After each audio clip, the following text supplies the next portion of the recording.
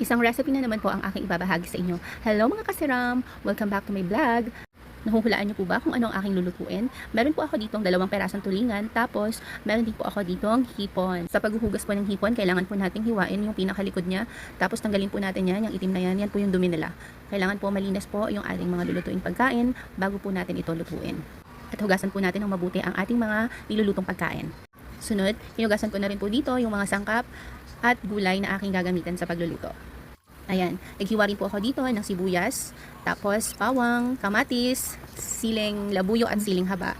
Tapos ito na po ang ating lahat ng ingredients na gagamitin sa ating masarap na ulam.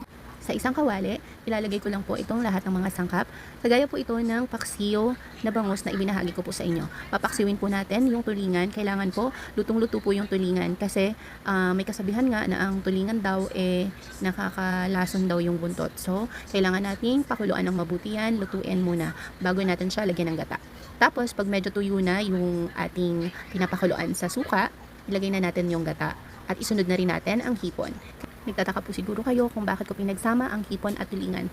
Actually, nakadepende naman po yun sa inyo kung paano po kayo magluto ng isang masarap na ulam. Ako po kasi mahilig po talaga ako mag-experiment. Kaya lahat po sinusubukan ko. Mahilig po akong gumawa ng sarili kong recipe. Ayan, nilagay ko na po yung dahon ng pechay. Tapos nilagyan ko nga pala yan ng magic sarap para magkaroon siya ng dagdag lasa.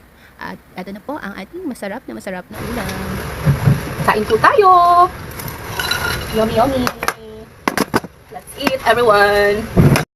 At ayan na po, kumakain na po ang person. Sarap na sarap siya sa kanyang kinakain. Talaga naman, hindi na niya naisip mag-diet. Nakaraan nagda-diet pa siya, ngayon hindi na talaga. So sobrang sarap ng mga niluluto niyang ulam. Ayan, taob na naman lagi ang aming lagayan ng kanin. At hindi pinaligtas ang tutong. Yummy, yummy! Ito na po ang napakasarap naming ulam. Sana po ay nagustuhan nyo ang aking ibinahaging video. Maraming salamat po sa inyong panonood. Masiram ngani! Bye!